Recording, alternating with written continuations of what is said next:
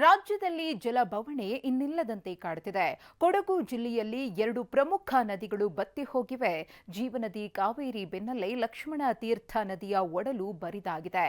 ಆಗಸದತ್ತ ಮುಖ ಮಾಡಿ ಮಳೆರಾಯನ ಎದುರು ನೋಡುತ್ತಿರುವ ರೈತರಿಗೆ ಹವಾಮಾನ ಇಲಾಖೆ ಶುಭ ಸುದ್ದಿ ನೀಡಿದೆ.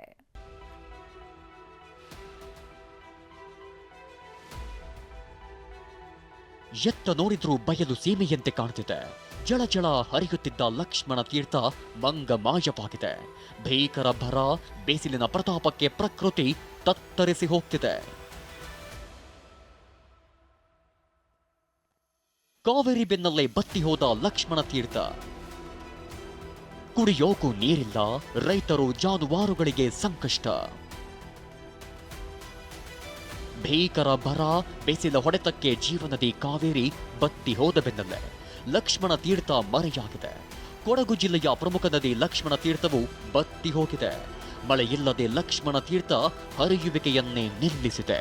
ಕೊಡಗು ಜಿಲ್ಲೆಯಲ್ಲಿ ಪ್ರಮುಖವಾಗಿ 2 ನದಿಗಳು ಹುಟ್ಟಿ ಹರಿಯುತ್ತೆ. ಅದರಲ್ಲಿ ಒಂದು ಜೀವನದಿ ಕಾವೇರಿ, ಮತ್ತೊಂದು ಲಕ್ಷ್ಮಣ ತೀರ್ಥ ನದಿ. ಇದು ಈ ವರ್ಷ ಲಕ್ಷ್ಮಣ ತೀರ್ಥ ನದಿ ಯಾವ ಸ್ಥಿತಿಯಲ್ಲಿದೆ ಅನ್ನೋದನ್ನು ನಾವಿಲ್ಲಿ ಪ್ರತ್ಯಕ್ಷವಾಗಿ ನೋಡ್ತಾ ಇದ್ದೇವೆ.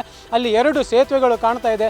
ಆ ಮಳೆಗಾಲದಲ್ಲಿ ಈ ಸೇತುವೆ ಮಟ್ಟದಲ್ಲಿ ಹರಿಯುವ ಈ ನದಿ ಇವಾಗ ಈ ಬೇಸಿಗೆಯಲ್ಲಿ ಒಂದೇ ಒಂದು ಹನಿ ನೀರಿಲ್ಲದೆ ಸಂಪೂರ್ಣ ಡೆಡ್ ರಿವರ್ ಆಗಿ ಇಲ್ಲಿ ಮೈಚಾಚಿ ಮಲಗಿರೋದನ್ನು ನಾವು ನೋಡಬಹುದು. ಲಕ್ಷ್ಮಣ ತೀರ್ಥ ನದಿ ದಕ್ಷಿಣ ಕೊಡಗಿನ ಕುಟ್ಟ ಭಾಗದ ಮುನಿಕಾಡು ಎಂಬಲ್ಲಿ ಹುಟ್ಟಿ ಪೂರ್ವಾಭಿಮುಖವಾಗಿ ಹರಿಯುತ್ತೆ. ಇದೇ ನದಿ ಮೈಸೂರು ಜಿಲ್ಲೆಯ ಹುಣಸೂರು ಬಳಿ ಕಾವೇರಿ ನದಿಯನ್ನ ಸೇರುತ್ತೆ.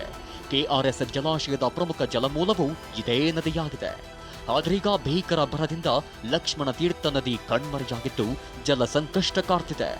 ಕಾಫಿ ಕೃಷಿಕರು, ಜನ ಜಾನುವಾರು ಕುಡಿಯಲು ನೀರಿಲ್ಲದೆ ಒದ್ದಾಡ್ತಿದ್ದಾರೆ. ನೀರು ಒಂದು ಅಂತರ್ಜಲ ಸಹ ಇರೋದಿಲ್ಲ, ಗುಂಡಿಗಳಲ್ಲಿ ಸಹ ನೀರು ಇರುವುದಿಲ್ಲ. ನಾವು ಕುಡಿಯೋ ನೀರಿಗೂ ಸಹ ಕಷ್ಟ ಇದೆ. ಅದಕ್ಕೆ ನಾವು ಸರ್ಕಾರಕ್ಕೆ ನಮ್ಮ ಮೊದಲೇ ನಾನು ಪ್ರಸ್ತಾಪವನ್ನು ಮಾಡಿದ್ದೆ. 1 ಕಿಲೋಮೀಟ್ರಿಗೆ ಒಂದು ಚೆಕ್ ಡ್ಯಾಮನ್ನು ನಿರ್ಮಿಸಿಕೊಡಬೇಕು. ಆ ನಿರ್ಮಿಸಿದಾದಲ್ಲಿ ಒಂದು ಕೆಲವು ದಿವಸಗಳ ಕಾಲ ನೀರನ್ನು ನಾವು ಅಂತರ್ಜಲನ ಕಾಪಾಡ್ಬೋದು. ಎಲ್ಲ ಕೊಳವೆ ಬಾವಿಗಳಲ್ಲಿ ಸಹ ನೀರು ಈಗ ಬತ್ತಿ ಹೋಗ್ತಾ ಇದೆ. ಇನ್ನು ಮುಂದಿನ 3-4 ದಿನಗಳಲ್ಲಿ ರಾಜ್ಯದಲ್ಲಿ ಭಾರೀ ಮಳೆಯಾಗುವ ಸಾಧ್ಯತೆ ಇದೆ ಅಂತ ಹವಾಮಾನ ಇಲಾಖೆ ಮಾಹಿತಿ ನೀಡಿದೆ.